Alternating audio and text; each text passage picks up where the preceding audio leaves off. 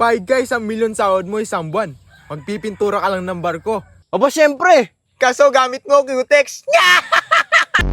O ito, payag ka. 5,000,000 sahod mo. Magdadrive ka lang ng truck. Bah, oo naman. Kaso di pedal na truck. O ito, payag ka. May kapangyarihan ka maging invisible. Syempre naman. Kaso yung pet mo nakalitaw. O ito, payag ka. Immortal ka. Aba, syempre, immortal yan eh. Kaso araw-araw kang may lagnat. O ito, payag ka. Transformer ka. Aba, syempre. Kaso e-bike. O ito, payag ka. Kunin kang artista sa safeguard. Ba, syempre, pangarap ko yan eh. Kaso ikaw yung germs. Payag ka. 10 yung kotse mo. Aba, syempre. Kaso mahal yung gas. O ito, payag ka. 20 yung kotse mo. Ba, oo naman. Kaso hulugan. O ito, payag ka. 1,000,000 yung sahod mo. Mag-aalaga ka lang ng baka. Syempre, payag ako. Dali lang yan eh. Kaso bubuhatin mo pag umiyak. O ito, payag ka. 2,000,000 sahod mo. Magpapaandar ka lang ng barko. Oo naman. Pangarap ko yan eh. Kaso disaguan. O ito, payag ka. Ikaw si Flash. Mabilis kang tumakbo. Aba, syempre, mabilis tumakbo yan eh. Kaso may hika ka. O ito, payag ka. Ikaw si Ben 10. Kaso yung alien mo si 4 arms. Ba, oo naman. 4 yung kamay niyan eh. Kaso lahat kanan.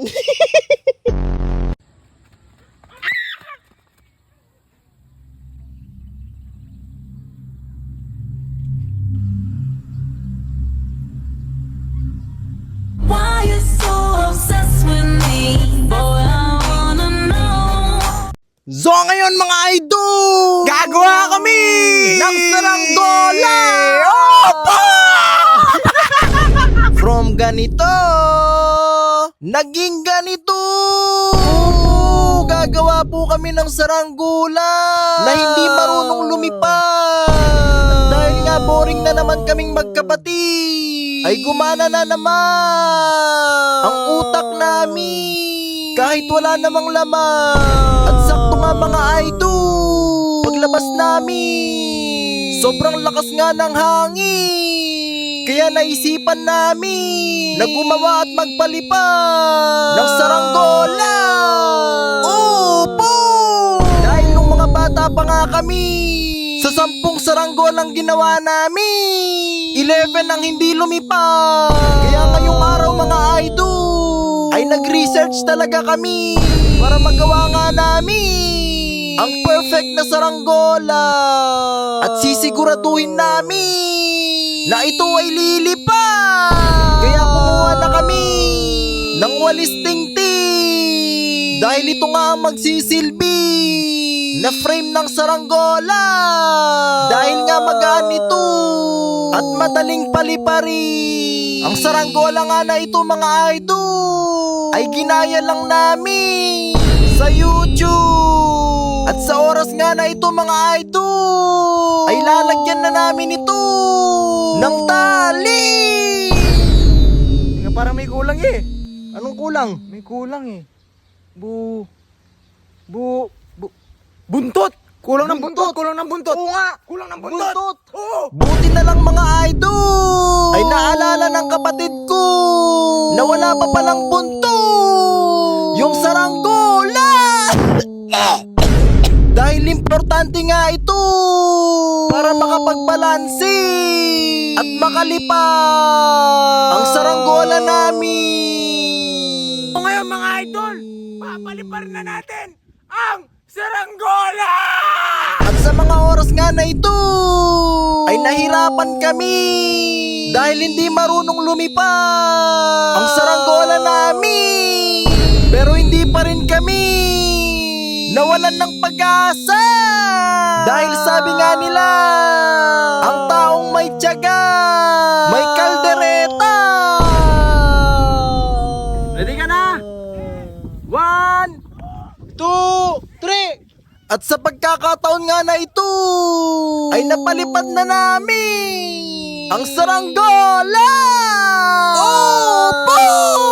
Tuwang-tuwa nga isang pagkakataon nga ay nakapagpalipad kami ng saranggolang gawa namin. Kaya agad na namin ito itinali sa gitna ng bukid at iniwan. Uwi na mga idol, uwi na kami. Kaya na niya yung sarili niya. At pag-uwi nga namin mga idol, ay naupo na lang kami at pinagmasdan ang saranggola namin. Opo! Ano ang tawag sa dalawang espiritu na gumagala? E di multo.